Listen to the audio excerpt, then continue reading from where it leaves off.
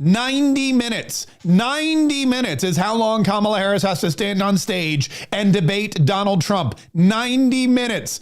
I don't think she can do it. I don't think she's got it in her. Like, let's keep in mind, let's keep this in perspective. 90 minutes is 2 minutes less than Donald Trump's RNC acceptance speech, and it's 74 minutes more than Kamala Harris's CNN interview. So I'm pretty sure I know who's going to be the winner of the stamina portion of the debate. What's up? This is Kaye Saves the Republican. We have a very busy day today. First of all, right after the show today, I'm jumping in my car. I'm headed to the airport, and I am flying to Philadelphia, Pennsylvania, where the walls are going up. They always do this now. The Democrats, they hate walls on the border, but they love walls around themselves.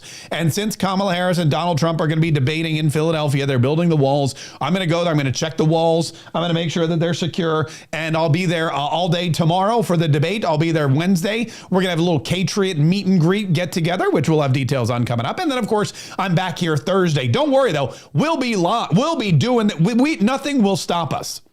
This show will continue. We're going to be doing the podcast. We're going to be doing the live stream. We're going to have all kinds of TikToks. By the way, I don't know if you know this, but yours truly is now a big TikTok star. So if you don't follow me on TikTok, you should probably. It's like Donald Trump. That girl that twerks and sells makeup, and then me. I think those are the most popular. No, but I had a couple TikToks about the debate over the weekend, and they exploded. The first one got 3.5 million views. The second one just over 1 million, and the one I posted this morning is already. I don't know what I'm going to do after the debate, because people seem to love these debate TikToks, and if the news is, if things go the way we think they're going to go, this will be the only debate. The first debate, the Fox News debate on September 4th, we already know Kamala Harris. She said, And Donald Trump had a nice long Sean Hannity town hall in Harrisburg, Pennsylvania. This debate on Tuesday, tomorrow, we believe it's going to happen, although something happened over the weekend, which a lot of people think, you know what, it may be a little suspect. This may be a way out of the debate. Kamala Harris, she went to a spice shop. She was locked in a room. Here's basically what happened. They locked her in a room for debate prep. They took her to Pittsburgh and they put her in a hotel. And they said, lady, you got to stay in this hotel until you learn stuff. You got to stay in this hotel until you can talk without cackling and without mumbling and without saying anything embarrassing, without talking about coconut trees. You think you just fell out of a coconut tree? Yeah. You got to do all that. And then we're not going to let you out until you can. And so they started working with her. They brought in a Donald Trump impersonator or someone. I don't know if it's that dude from Saturday Night Live. I don't know if it's our buddy Sean Farish. I don't know who it is. But they brought in a guy to dress like Donald Trump, blue suit, red tie. I imagine he's got the wig or whatever. And he's standing there because Kamala Harris needs to actually debate the guy she's debating before she actually debates the guy she's debating. It's weird. It's weird. I know a lot of times when you do debate prep, you have somebody stand in. I've heard that Matt Gaetz is peppering Donald Trump with questions, that Matt Gaetz is helping Donald Trump prepare, but I don't think Matt Gaetz is running around dressed as Kamala Harris. At least I hope he isn't. I mean, does he? I mean, I hope he isn't. But you never can tell with that. You never can tell with that guy. That guy will do anything if he thinks it'll get him. A headline. But anyway, so Donald Trump's, just doing around his Donald Trump thing. Kamala Harris was locked in the room. Well, she finally got out and she visited a spice shop, and the media conveniently was there ready to ask her questions about her debate prep. Here's what happened. President, are you ready to face Donald Trump? Yes, I am. Yes. Best part of debate prep for you? What's your favorite? Being at the spice store, I finally got debate prep to look at these spices. Best part of debate prep so far.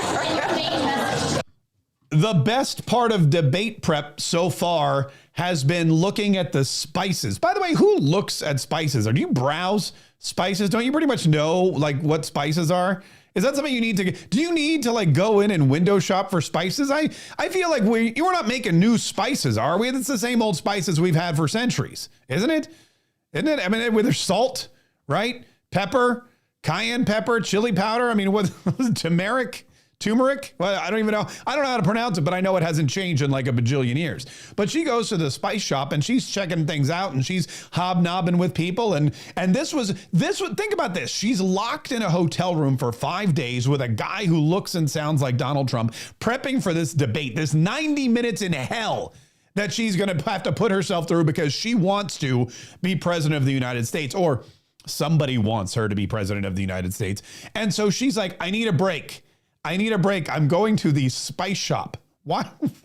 Of all the places I need a drink, get me to the bar. Not, I need some ice cream like Joe Biden used to be, or not, I'd like to take a walk. It was, I need to go to the spice shop to clear my head. Rumor has it that she was just looking for some sage advice. Now, I hear that she needed more time to prepare. That's very good. She was sick of getting peppered with questions. Yeah, no. She wanted to come across as a well-seasoned politician. That's I could just do, you know what? One day I'm going to do an entire show. I'm going to do just a newscast that is all dad jokes. That is just the dad joke news. Is what we're going to call it. That's going to be my next great hit. That's going to be a huge hit. That's going to be like a whole YouTube channel and podcast extraordinaire that we can work on. Hold on, let me write that down. A dad joke news.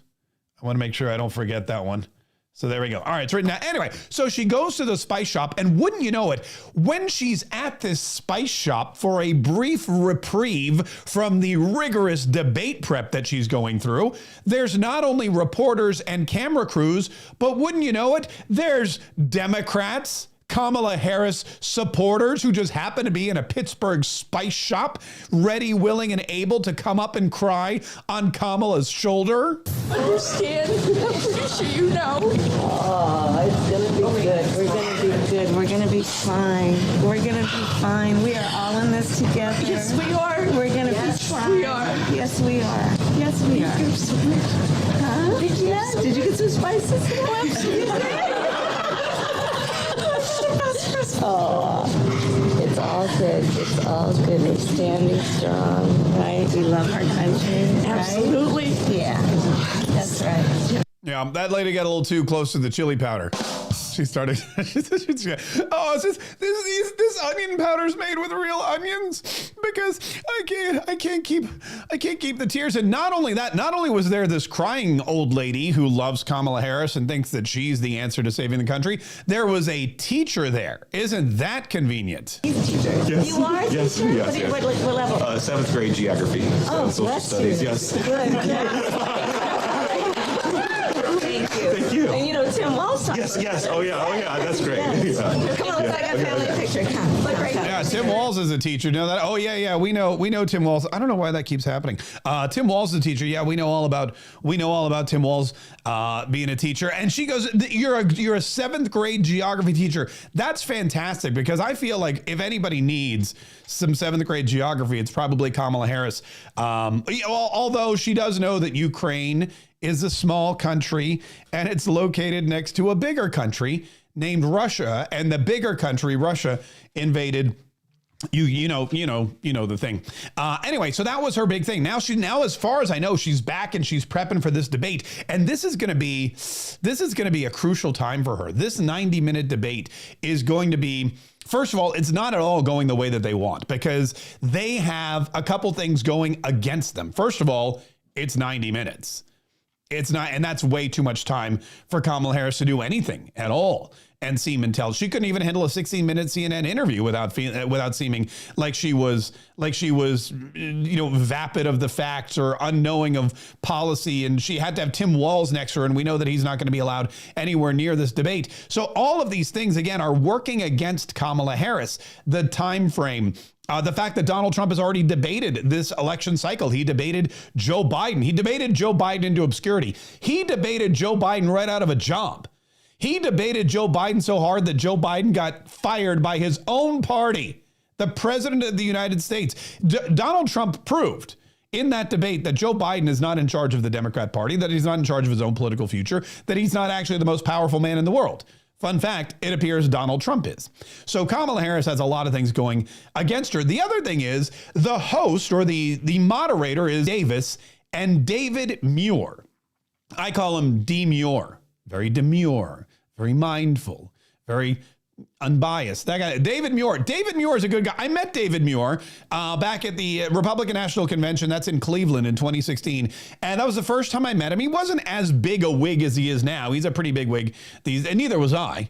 I mean, I was still bald, but anyway. But we met on the floor. We were chit-chatting. We were hanging out. He's a very nice guy, lovely guy. I've watched him on television. He seems, of all the biased news reporters, the most unbiased. Of all the reporters that lets their political bias be known and who has no problem sharing opinion when they should just be sharing fact, he seems to do it the least. In fact, I don't even really know which side of the political aisle David Muir's on. I could guess, but I'm saying it's not like he's Jonathan Karl, who writes books about how Donald Trump is the Antichrist. It's not like that at all. It's not like he's Anderson Cooper, who basically says Donald Trump's a horrible person and he attacked me, and all these others.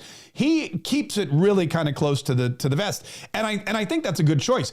George Snuffleupagus, or as Donald Trump likes to call him, Slopadopoulos, is the opposite of that. And as a matter of fact, has accused Donald Trump or has defamed Donald Trump publicly on television, and Donald Trump suing him. And that's one of the reasons why he's not going to be the moderator. But David Muir is a very, very even-keeled, unbiased, unpartisan or nonpartisan type of interviewer, type of host. So it's really going to be a problem. She's not going to have, or at least she won't have an open ally on her front, kind of like when Chris Wallace hosted the debate between Joe Biden and Donald Trump, and basically debated Donald Trump on behalf of Joe Biden. So Kamala Harris doesn't get any help from the moderators. She doesn't get any help from the time limit, and the microphones are muted, which again, we know she hates. She despises the fact that these microphones are muted. She keeps bringing it up again. Her handlers, her spokespeople, Ian Sams is always out on TV talking about how these muted microphones are just the devil's work. That Kamala Harris, she wants to be interrupted by Donald Trump again, so she can yell, "I'm speaking at him." If you want Donald Trump to win, then say that. Otherwise, I'm speaking. Now, she wants that to happen. Hold on. I don't know why this is happening, but I gotta fix this. Hang on one second. But she wants Donald Trump to interrupt her so that she can. If you want Donald Trump to win, what is happening? There we go. So that she can yell at him. I'm speaking. And every opportunity she gets to do that, she feels like it paints Donald Trump as a bully. Well, she can't do that because the mics are muted.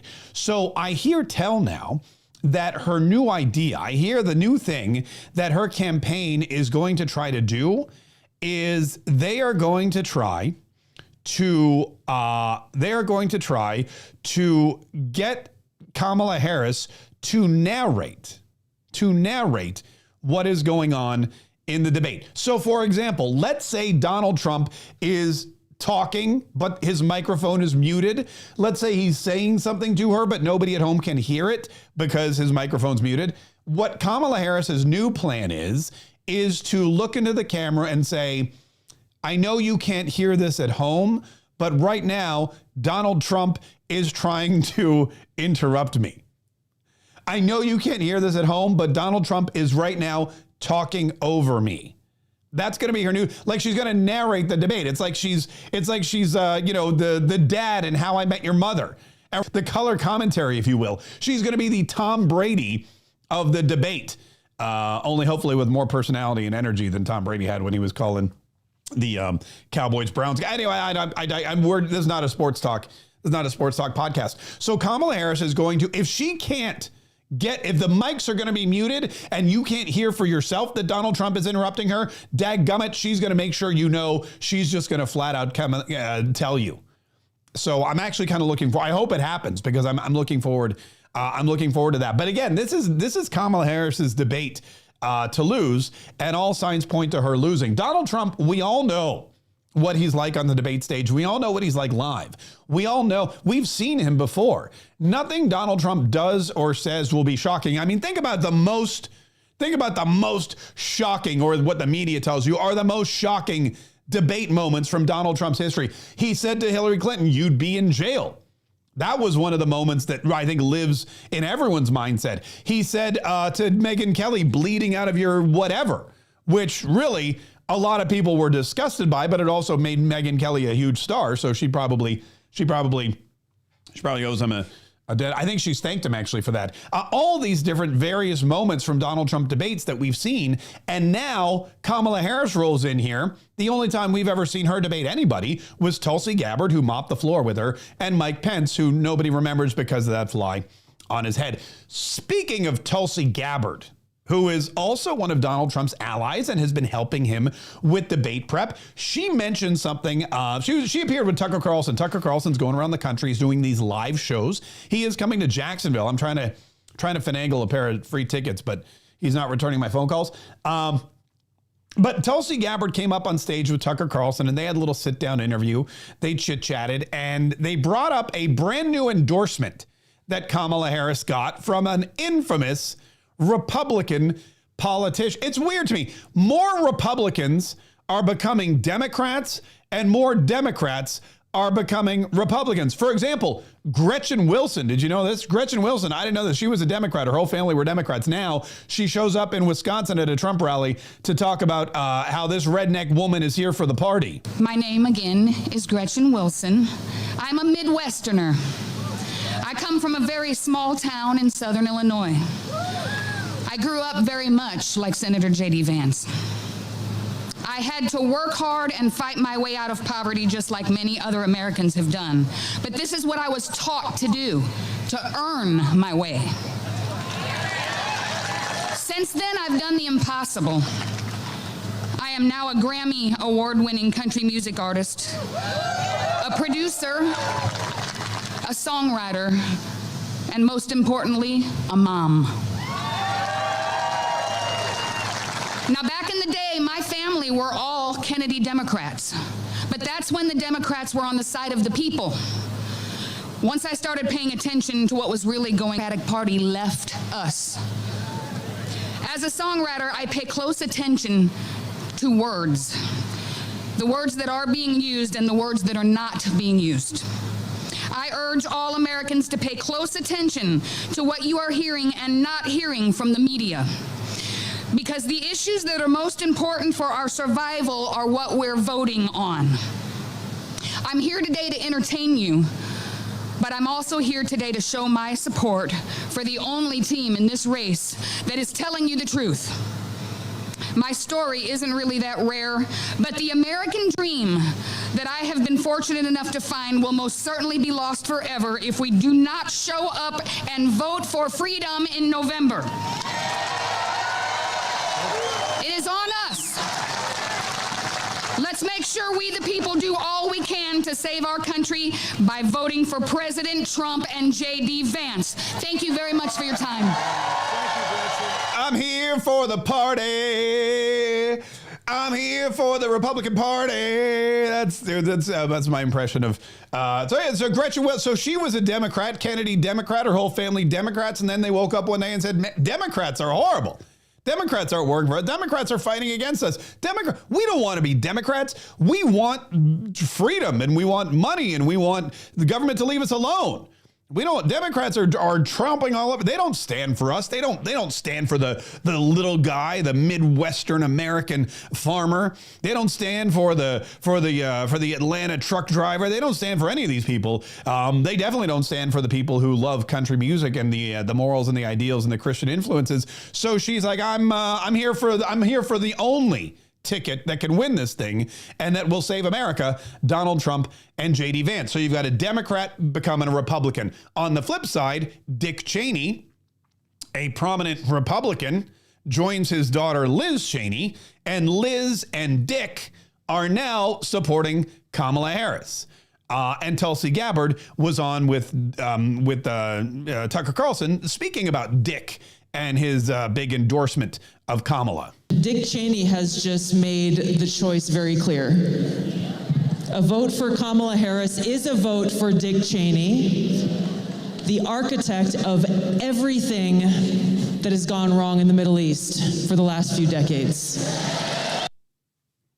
The architect of everything that has gone wrong in the Middle East for the last few decades.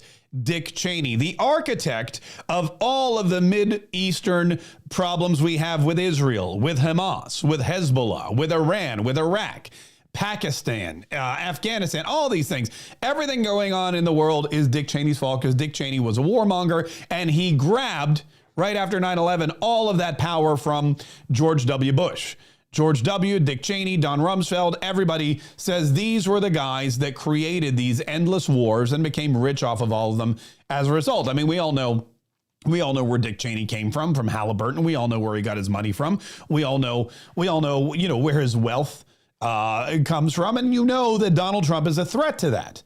I mean, Donald Trump is a threat to anybody who makes their money from the industrial military complex. And Dick Cheney is the industrial military or military industrial complex, pardon me. So Dick is now pro Kamala and Kamala is pro Dick.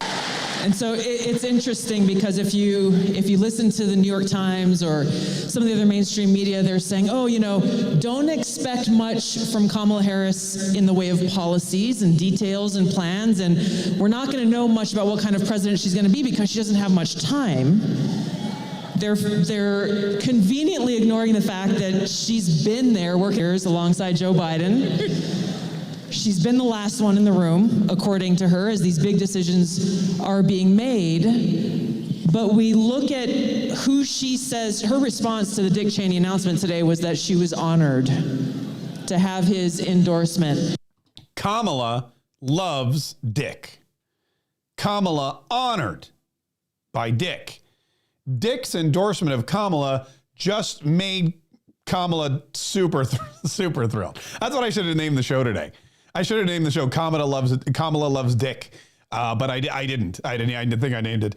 Maybe tomorrow well, anyway, but that's where we are now. We are in a place, think about this. We are in a place where Robert F. Kennedy Jr. becomes the first Kennedy family member to openly endorse and campaign with a Republican, Donald Trump. We are in a place where Tulsi Gabbard, a former Democrat who ran for president under the Democrat Party, who was a Democrat congresswoman from Hawaii, is now working with Donald Trump and is actively campaigning for Donald Trump, a Republican. We are in a place now where Elon Musk, who used to work with and donate to Obama and Clinton and all those other weirdos, he's now all in on Donald Trump, pledges to work with Donald Trump, is making all kinds of donations to Donald Trump's campaign and giving him one of the largest platforms in the world on which to speak.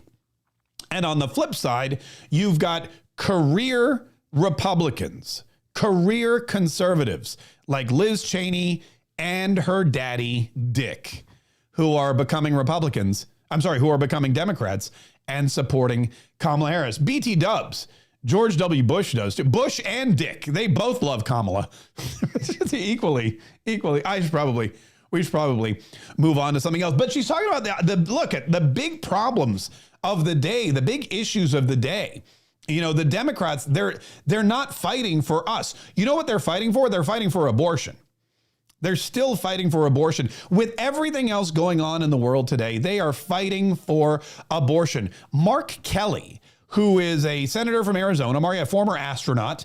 A lot of people thought that he was going to be in the running for Kamala's VP. We now find out a lot of people in the Democrat Party wanted him to run for president. We think that Mark Kelly from Arizona was one of the top choices of Barack Obama and the rest of the Democrat cabal who's actually running things in the White House. But as you know, Joe Biden was so furious with Nancy Pelosi and Chuck Schumer and Barack Obama. He was so mad with all of them. He hated the fact that they came to him and threatened him to leave. They said, you got to leave or we're kicking your butt out. You've got to step down or we are going to 25th Amendment you. And would you rather go down in history as a one-term president who saw the writing on the wall and sacrificed his own personal political ambitions for the betterment of the country? Or would you like to go down in history as the first president to ever go loco in office that his own cabinet had to remove him with the 25th Amendment? The choice is yours. It's going to be one or the other. And so he had to leave. Quietly, but he didn't leave quietly. On his way out the door, he said, I'm leaving. And by the way, I endorse Kamala Harris as the candidate. And didn't nobody want that? Barack Obama did not want Kamala Harris. The New York Post wrote how Barack Obama didn't think Kamala Harris could win. Barack Obama, smart man politically. He's right. Kamala Harris cannot win. And Barack Obama and a lot of other people wanted Mark Kelly, senator from Arizona, to go up against Donald Trump in the election. But Kamala Harris is the VP. Kamala Harris is next in line. Kamala Harris is a woman of color, and the Democrat Party makes every decision based on DE&I. Diversity, equity, and inclusion. And you can't be the party of diversity, equity, and inclusion and throw away a woman of color for a bald white dude from Arizona. It just doesn't look good.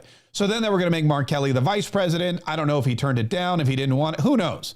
Maybe he didn't want to look like a fool like Tim Walz does. Maybe he didn't want to, because Tim Walz's career is over. Whoever is the running mate of Kamala Harris is going to end up like, you're going to be forgotten. There's no future for you. Just look at all the other running mates who kind of failed, and look at Tim Kaine. You know, he ran with Hillary Clinton, and it's really just kind of, you're really risking it all. You're betting the farm politically on the long shot that you win the presidency and the vice presidency, and then you can parlay that into some other career. But Mark Kelly maybe was too smart for that and said, you know what, I'd rather be a senator and take my chances in the future. Anyway, he was on with Stephen Colbert, and Stephen Colbert asked him, by the way, this was a total setup. This was a softball. This was a way for him to come out there and, just expand on his political positions. This wasn't an interview. This was a campaign stop. And he was promoting Kamala Harris in Arizona. You know, there's a big battle there between Carrie Lake and Ruben Gallego. And it is a swing state. You know, they're trying to win it, even though Donald Trump is currently ahead. So here's Stephen Colbert and Mark Kelly. Listen carefully to what Mark Kelly believes is the biggest issue in this election for Arizonans. Abortion is the number one issue in Arizona. Arizona, a border state. Arizona, a state that shares a border, one of the deadliest stretches of the border, mind you, with Mexico, where illegal immigrants are flooding in daily. Arizona, where you have illegal immigrants pouring through with fentanyl. You have Venezuelan gang members. You have MS-13 members. You have drug traffickers. You have human traffickers. You've got terrorists from at least a dozen countries, all of whom hate the United States of America and wish to see her harmed.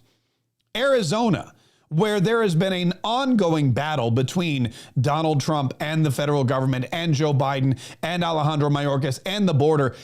Mark Kelly, the senator, the former astronaut from Arizona, believes that the biggest issue facing Arizonans is abortion. How do you say that with a straight face? How are you Stephen Colbert and you go, wait a minute, what?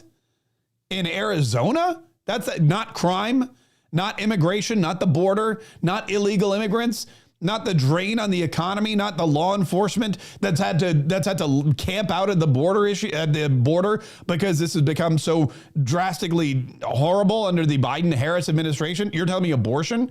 But that's basically, yeah, that's what they think. That's what they think it is.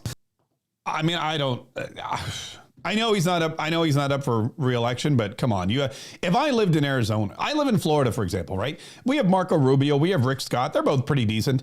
If either one of them showed up on any television show, not just a clown show like Stephen Colbert's show, but any television show, if they showed up on a television show and they were asked, hey, what's the biggest issue facing Floridians? And either one of them said, you know what? Probably Roe v. Wade being overturned. Probably abortion has caused. That's a real issue in Florida. I mean, that would be the end. That would be the end of their political careers. And Floridians would be furious because for us, the biggest issues we have again are the economy. We are a tourist climate here. We're a tourist state. Tourism is how we make all of our money. All the beaches, all the Disneys, all the Universals, all the oranges, all the stuff like that. That's number one. And when people don't have money, they don't go on vacation. When they don't go on vacation, Florida suffers. We have real estate issues here. We have insurance issues here. We have crime issues here. We have illegal immigration. We want cheaper gas here. We want to drill, baby, drill. Nobody in Florida believes that abortion is the #1 issue, and nobody in Arizona does either. But yet there is Mark Kelly trying to convince everybody watching the Stephen Colbert show that it is. Finally, #2. Issue is the border. We're a border state. Border security is very important to me. It's important to Arizona. And Donald Trump is the guy who killed a bipartisan border deal. All right, by the way, that's a lie, which we know. But he's saying, look, the border is very important to me. Not as important as abortion. Abortion's way more important. We want to be able to abort babies. And then we want to protect people from the massive influx of illegal immigrants coming across. If you look at any of the polls in Arizona or nationally, when it comes to the border issues, Donald Trump wins by the largest margin I think I've ever seen in a poll. When it comes to the economy, people, voters anywhere in the country trust Donald Trump more than Kamala Harris. They trust Donald Trump like 70% on the economy. They trust Donald Trump like 70% on law and order, and they trust Donald Trump 70% on the border and the military. They don't trust Kamala Harris on anything. They don't trust Kamala Harris at all on anything. Sure, maybe they like that she's going to bring joy for a while. Maybe they think it's cool that she's not Donald Trump. And yeah, you have a lot of those people that answer the polls and you see on TV, and they're just like, thank God, anybody but Trump. Anybody. Kamala Harris is a woman and she's not Donald Trump, so I'll vote for her. You're going to get those people. But the majority of intelligent American swing voters or moderates or middle of the roaders, those that don't consider themselves a Republican or a Democrat, but just want the best person for the job, they're leaning toward Donald Trump because they know where Donald Trump stands. They know what Donald Trump's done. They know what he's capable of doing. And most importantly, they trust him. Nobody trusts Kamala Harris, mainly because she doesn't even have any policies. Well, at least she didn't until today. All of a sudden, wouldn't you know it, miraculously, some policies popped up on Kamala Harris's website. And we're going to get to those here in just a minute. But first, I should remind you, ladies and gentlemen, that you only have one more day for our 15% off sale at the Mark Kaye Shop. The Mark Kaye Shop, which features all of our fantastic Mark Kaye Show merchandise, which you can use to adorn your body or someone else's body. Whoever's body you want to adorn with this stuff, go have at it. The Brighter Future collection, which is our new signature collection. This is the Brighter Future Terry hoodie. It comes in gray, pink. It's very soft. It's very luxe.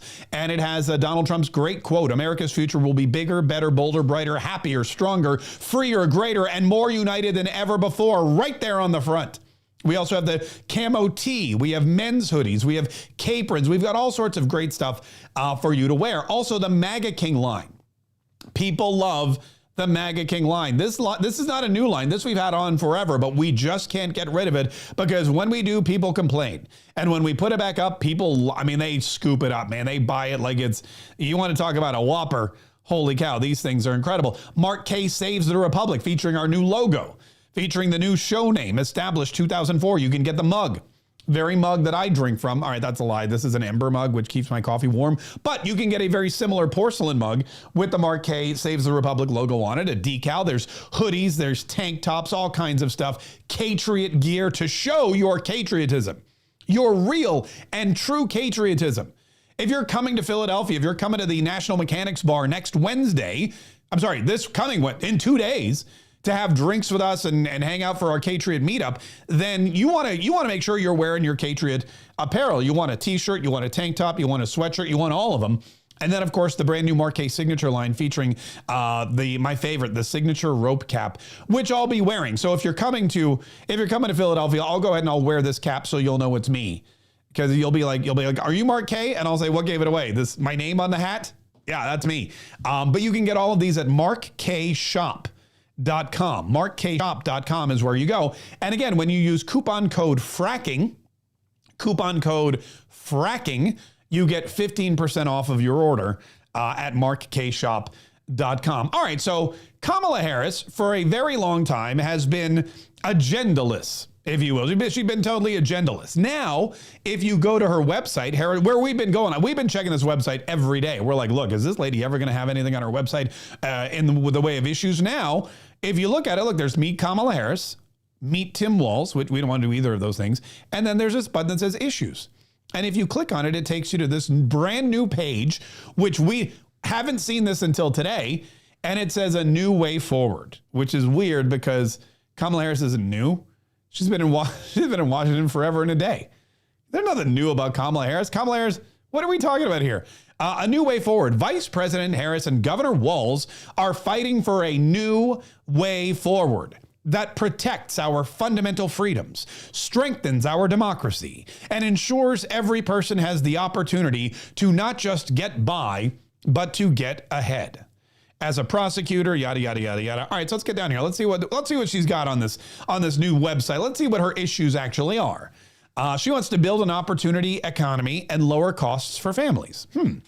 Vice President Kamala Harris has made clear that building up the middle class will be a defining goal of her presidency. That's weird because a defining goal of her vice presidency was tearing down the middle class, making it almost impossible for the middle class to survive on middle class pay, stealing tax dollars from the middle class and giving them to Ukrainians and illegals and other people who really have no business dipping their hands into your pockets. As part of her vice presidency, tearing down the middle class was a defining goal in the way of inflation, high gas prices, high food prices, making it almost impossible for the middle class to realize the true American dream of home ownership. And if they could find a home that was affordable, borrowing the money would bankrupt them because the interest rates are so high, again, in an effort to stifle little inflation and bring down those rising home costs. Plus, income has been drastically reduced. Nobody's getting a raise that matches with inflation, and unemployment numbers are going through the roof. And we know that because they lied to the tune of 800,000 jobs that, oopsie, when we audited, turns out those 800 million jobs didn't actually exist. There's fewer jobs, there's less pay, there's no bonus money, there's higher taxes, there's higher prices for everything. Nobody can afford a home. That's the Kamala Harris vice presidency. She would like you to know, though, that her presidency is going to be totally different. Totally different. She's going to cut taxes for middle-class families. She's going to make rent more affordable and home ownership more attainable. She's going to grow small businesses and invest in entrepreneurs. She's going to take on bad actors and bring down costs. This is the price gouging, by the way. This is her whole communism thing. You know, the whole thing where she claims that her $1.7 trillion economic plan with government price controls is because there's so much price gouging out there. Price gouging is, you know what the real problem is? It's not inflation. That's not the issue. Inflation's not the issue. It's not mismanagement of the economy. It's not the taxes. It's not the stopping the drilling for oil. It's not stifling our own ability to produce excess income from being a net exporter of our own crude oil. No, it's none of that. It's the price gouging that's going on with corporations, strengthening and bringing down the cost of health care, protecting and strengthening Social Security and Medicare, supporting American innovation and workers. That's laughable. Providing a pathway to the middle class through quality, affordable education. Quality, affordable education. Invest in affordable childcare and long-term care, lower energy costs, and tackle the climate crisis. I have a question. How is she going to lower the energy costs if under the last 4 years, the energy costs have skyrocketed, double what gas goes for? And it's not just the domestic energy, it's the international energy. She hasn't been able to manage OPEC. Joe Biden has not been able to manage OPEC. They've not been able to cut the deals. They've been taken advantage of by all of these other countries, all these other, Russia, Venezuela, everybody else, taking full advantage of the United States of America and its weak leadership. Kamala Harris, however, she knows.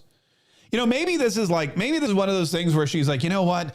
I've been watching Joe Biden screw everything up for 4 years, that I'm best suited to fix it because I'll just do the opposite. You know, I've been watching. It's like when people say, you know, hey, how'd you learn to be such a great parent? I go, I just did whatever I thought. What would my parents do? And I did the opposite. Totally kidding. Not really. But basically, you've got all of these people in the White House who are screwing up our country, and Kamala Harris saying, you know what I'm going to do now? I'm going to come in and I'm going to just do the opposite. Of everything she's listed here is the opposite of what her administration has been doing for 4 years.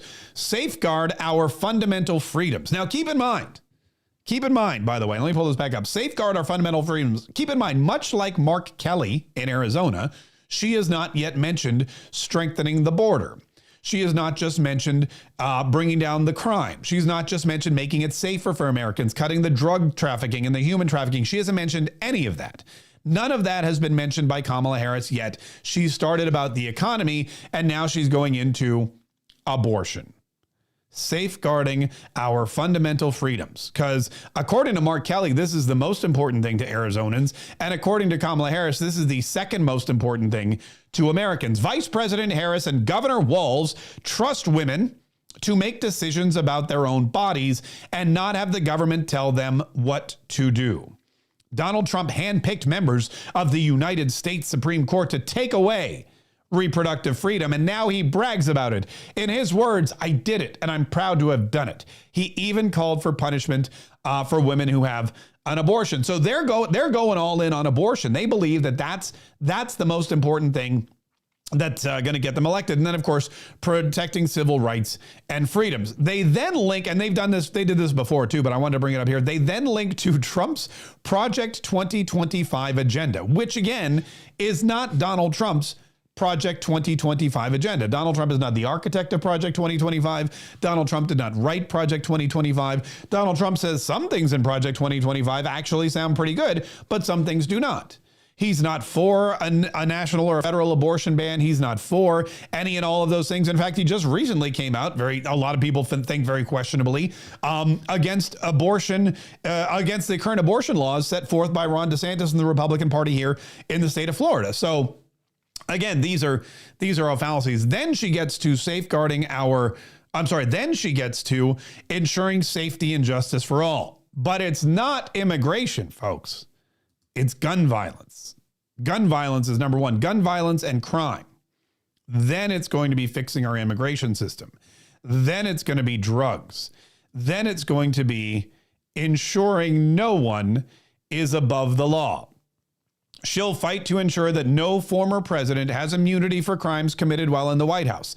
She will also support common sense Supreme Court reforms like requiring justices to comply with ethics rules. So she's all in on abortion, and Donald Trump stacked the court. This is what they're doing. They're demonizing Donald Trump. They're demonizing the court. They're trying to paint Donald Trump as somebody who weaponized the government against Democrats, against American people, when they've done the actual, when they were the ones that actually did it. They're saying that Donald Trump handpicked Supreme Court justices, which he did. But guess what? They were certified. They were vetted by the Senate, and they all received the proper certification from this. I mean, Kamala Harris was right there. She was going toe to toe with Brett Kavanaugh on beer. And wouldn't you know it, they got confirmation. It's not a one-man job. The Constitution of the United States makes it very clear that there are checks and there are balances. And the president selects the Supreme Court justice, and then they have to go through a vetting process. And the Senate has to confirm them. And wouldn't you know it, all three of Donald Trump's Supreme Court justice picks, Neil Gorsuch, Amy Coney Barrett, and Brett I Love Beer Kavanaugh, were all vetted and confirmed by the Senate, of which Kamala Harris was a member. So they weren't handpicked and selected and implemented by Donald Trump. It was a team effort. And now she's trying to say, look, what Donald Trump did was horrible. He got these people in there. He took away your rights. And now we need to make sure that the court is packed with liberal justices, we need term limits on Supreme Court justices so that they can't do this kind of thing ever again, so that they're out of there, so that we have a chance to select Supreme Court justices. Look, you had your chance. You had your chance with Barack Obama and what was the old lady? The one who looked like one of those, shriveled up prune head dolls. What was her? Oh, Ruth Bader Ginsburg. Yeah, Ruth Bader. You had your chance with Ruth Bader Ginsburg. Ruth Bader Ginsburg could have walked away. She could have said, you know what? I understand that I may not make it through Donald Trump's term, so I'm going to walk away. And I'm going to allow Barack Obama to, this is how you have to plan ahead. They didn't plan this way with Joe Biden. They didn't plan this way with Ruth Bader Ginsburg. And now, because of what happened with Ruth Bader Ginsburg, Donald Trump was able to put on Neil Gorsuch Amy Coney Barrett, pardon me. Because of what happened with Joe Biden, they're now stuck with Kamala Harris, a candidate that none of them really ever wanted. You got to plan ahead. You got to play 4 moves into the future. They're not doing that. They're being very reactive. And in a very short-sighted effort, Kamala Harris is again going to say, look, if you give me the power, we're going to pack the court. She's also going to need the Senate and the House behind her for that as well. So that's what they're running on: abortion, and they're running on Donald Trump's a horrible person and he weaponized the government against. Incidentally, speaking of Donald Trump and the weaponized government, on Friday, right after we wrapped up the show, it was right at the end, we got breaking news, and I didn't have time to get into it, but it was really a fantastic day for the Trump campaign. He started off, you may remember, he was in court. We watched the press conference. He was talking about E. Jean Carroll. He was trying to appeal the whole decision and the money that he had to pay to E. Jean Carroll. He didn't want to do any of that. And he went and he just railed on everybody in this press conference. He was just going off on his own attorneys. He was going off on the woman who named her cat Vagina. Oh, by the way, remind me to tell you what the immigrants are doing with cats in Ohio. It's horrible. I'll get back to that in a minute. And all this stuff. And then later on, just a couple of hours later, Judge Merchant said, you know what? I'm not going to sentence Donald Trump before the election. I'm going to push it back until after the election. And people were all like, hip, hip, hooray, yay. But really, let's be honest, that's not necessarily the best thing for Donald Trump, because the sentencing for Donald Trump was supposed to happen September 18th. A good month and a half before, a little bit more before the election. And whenever something bad happens to Donald Trump, either legally or personally, or he gets shot in the ear at a campaign event, he sees a massive boost in his popularity and popular support. And, I'm not saying you want to get shot, but after just hours after the assassination attempt on Donald Trump at the RNC, everyone thought this race was in the bag. Everyone said Donald Trump is going to win. That sealed the deal. People see what's happening. If they try to take somebody out and say, you're not going to be allowed to pick this person for president, America's going to go hold my beer. Which, oh yeah, just watch.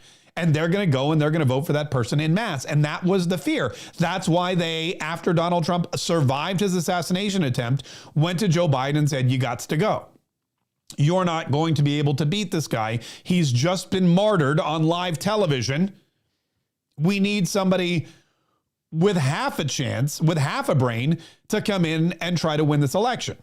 And so they decided on Kamala Harris.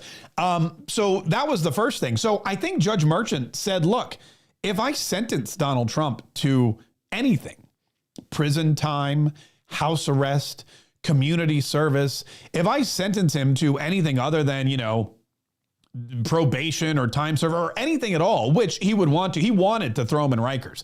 He wanted the bailiffs to come in, cuff him, haul him away. He wanted Donald Trump to spend the next 2 months of the election behind bars.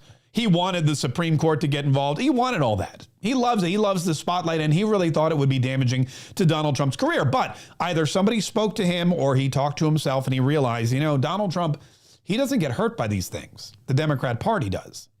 Donald Trump gets strengthened.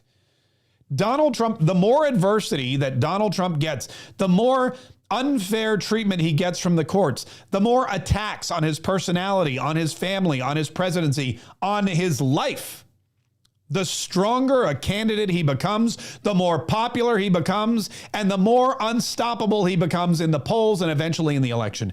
And Judge Merchant was like, you know what, we can't have that. So I'm going to push this sentencing back. And that eliminated another opportunity for Donald Trump to get one of those martyr type opportunities. And I believe accurately, Judge Merchant pushing Donald Trump's sentencing back past the election will benefit Kamala Harris, whereas it could have benefited Donald Trump. And I think the Democrats finally caught on to that. The second thing is, I think Judge Merchant realizes that Donald Trump's going to win this election.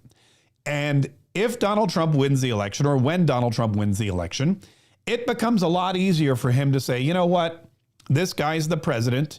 He's the president-elect at that point, because after the election, whoever wins becomes president-elect. So late in November, the 20-something, he's supposed to sentence Donald Trump. And if Donald Trump is the president-elect, Judge Merchant's going to have to look at him and go, you're the president-elect. I can't really sentence you to anything. I can't send you to prison. I can't send you to house arrest. You've just been chosen for the highest office in the land. So he's going to have to basically do nothing. And I think that it's easier for him to do that if there is a president-elect title attached to his name. Think about it. If he sentenced Donald Trump before the election and he put him away or did anything that he would want to do, civil war, mass chaos. People are going to be screaming and yelling. He's going to say, I had no choice. The guy's committed. He's been found guilty of 34 felonies. What do you want me to do? But this way, by pushing it back after the election, he gives himself an out. He has an excuse if Donald Trump wins. If Donald Trump wins this election, he has an excuse to let him go. And I think that's what he was searching for.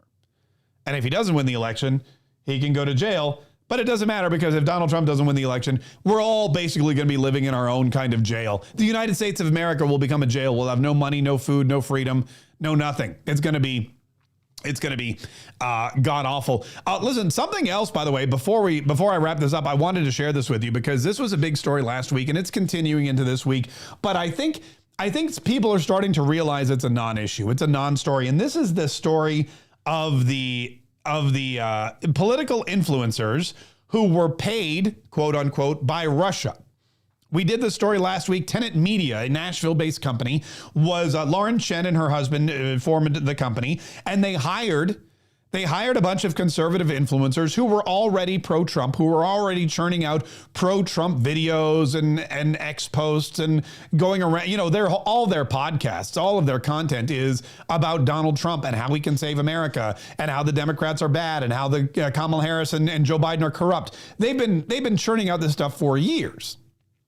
They are not, before Tenet Media even existed, Benny Johnson and Dave Rubin and Tim Pool were aboard the Trump train, and they were saying, look, we've got one chance to save this country, and it's defeating the Democrats and electing Donald Trump. And we'll spend every moment we have to. We'll spend every minute we can. We'll spend every dime of our own money making sure that happens. So when Lauren Chen comes along with Tenet Media and says, let's partner up together, I'll give you guys a bunch of money every month, and all I need you to do is start feeding me some podcast episodes, start feeding me some videos, stuff you're already making anyway, they agreed. Well, it turns out that one of the investors, the anonymous investors in Tenet Media, was a Russian Putin-style perpetrator who was using Tenet Media to launder money. They invest in Tenet Media to the tune of $10 million. Tenet Media pays these popular influencers that $10 million to create content. The content creates new revenue for Tenet Media in the form of YouTube and everything else. And they get their money back, and it's clean.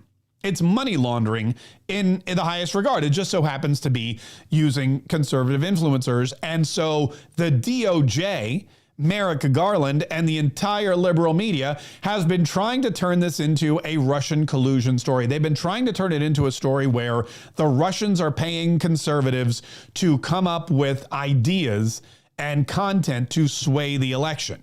And it's ridiculous for a couple of reasons. But Tom Cotton, who is, I don't know what Tom Cotton, I don't know what his deal with Donald Trump is, but Tom Cotton is on TV almost every day. Every week he's on one of these Sunday shows, and he's the new attack dog. Tom Cotton, senator from Arkansas, he's out there every single day, and he is doing battle against the Democrats as a Donald Trump mouthpiece, as a conservative orator, as somebody who knows the game plan and is more than willing to go out there and start cracking skulls. And he's on with Dana Bash, and listen to the question she asked him about this whole thing. I want to turn to a very different topic, and that is something that the Justice Department said this week. They detailed a Russian government effort to stoke divisions in the U.S. using front organizations and social media prominent right-wing influencers like Dave Rubin and Benny Johnson, who have ties to Tenet Media.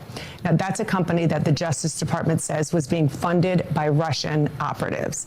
You sit on the Intelligence Committee. How worried are you that right-wing influencers, people who do have an impact on your constituents, are being funded either directly or indirectly by the Russian government in order to make an impact on this election? Okay.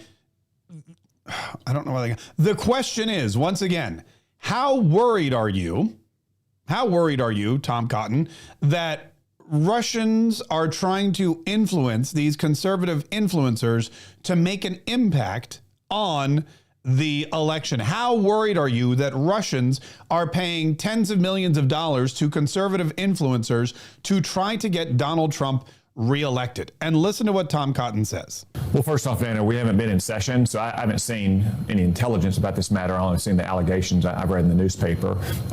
People should not knowingly take money from the government of Russia or Iran or China or any other adversarial nation to try to influence the election. But I also think it's fair to say that a few memes or videos in the vast sea of political commentary is not going to make much of a difference in this election, nor has it in past elections as well. What did make a difference in the last election is the lies about Hunter Biden's laptop that more than 4 dozen former intelligence officials lied about in the middle of that campaign. And most networks, to include this one, bought that lie hook, line, and sinker.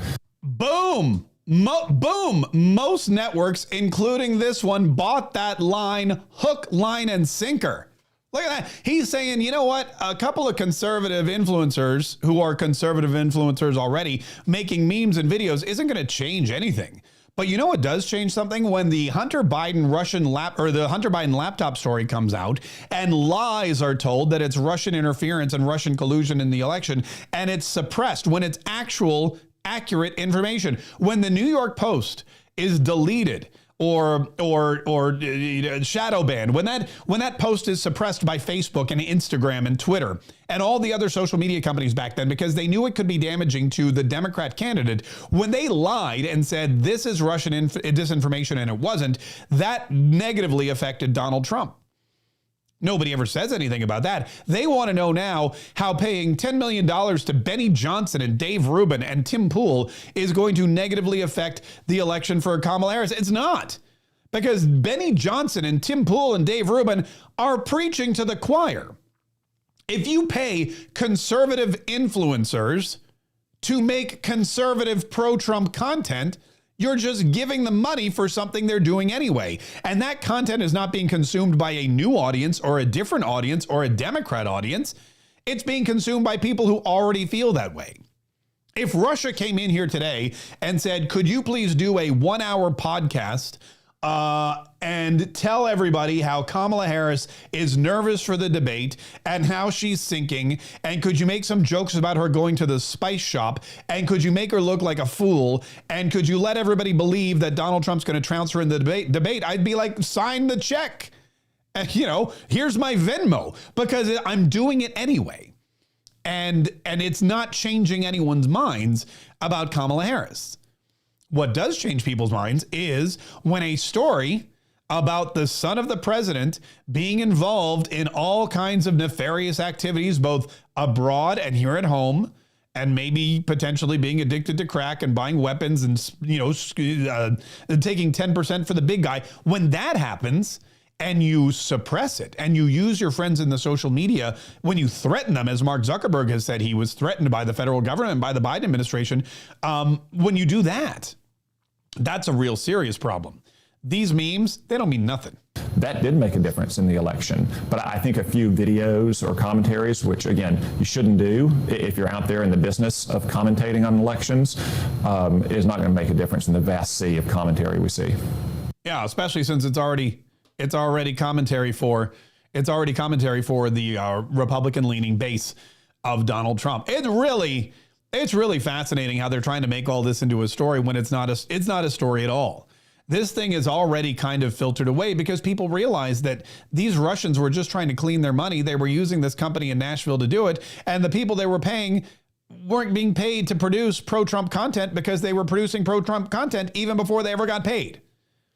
It's really kind of sad that they're coming after him this way, but also not totally unexpected. Before I get out of here, there is this story that is brewing about these cats. Speaking of memes, because if you're on X, you're going to see a lot of memes. Save the cats, Trump for cats, cats for Trump. It's not a J.D. Vance thing. Apparently, there's a story out of Ohio. Apparently, Joe Biden and Kamala Harris have been shipping Haitian migrants to Ohio. Dayton, Canton, all Springfield, all these places in Ohio. And what happens is these Haitian immigrants are being dropped in Ohio, and they don't have money, they don't have food, they don't have jobs. They're squatting in people's lawns. They're just making a mockery of things. And a couple months ago, there was a report from a guy that said he went around, he videotaped it all. He was an influencer, and he witnessed Haitian immigrants, I guess you would say, hunting ducks in the park, and then taking these dead ducks home and eating them because they needed food. And I guess in Haiti, that's what you do. Well, there was a woman who was arrested, and the body cam footage, I'm not going to show it, but the body cam footage is all over X and the internet. This woman was arrested in Ohio, and the report was that she killed a neighbor's cat and was eating it. And this apparently is something that is a concern now for residents in Ohio, that these immigrants who've been brought here by Biden and Harris illegally and dumped in their backyards in Ohio are now posing a threat to their beloved pets and animals. This is a story that we're going to be following, and I'm sure you'll hear a lot more.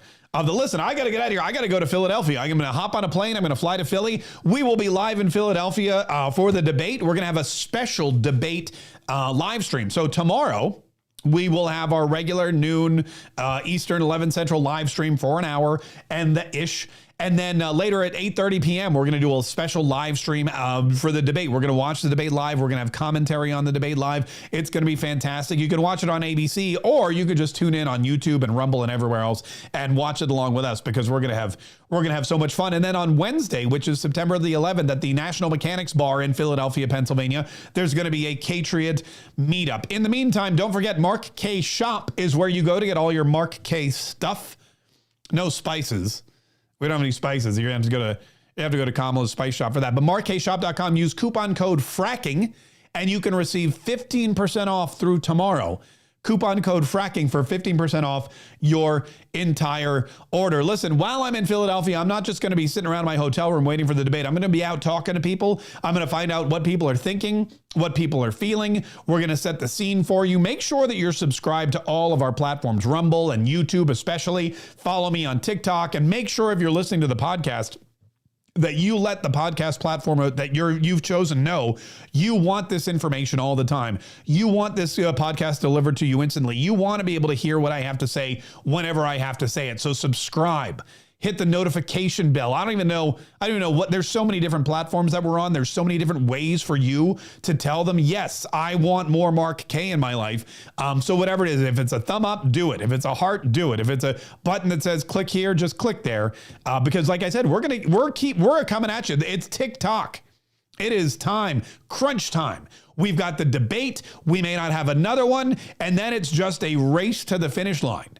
And we need to make sure that our guy is in the lead at the end of the day, that on November 5th, Donald Trump crosses that finish line first. And we really need to make sure that there's a good 50 or 60 meters between him and the woman running after him, because that's the only way that we're going to win. That's the only way that we will save the republic.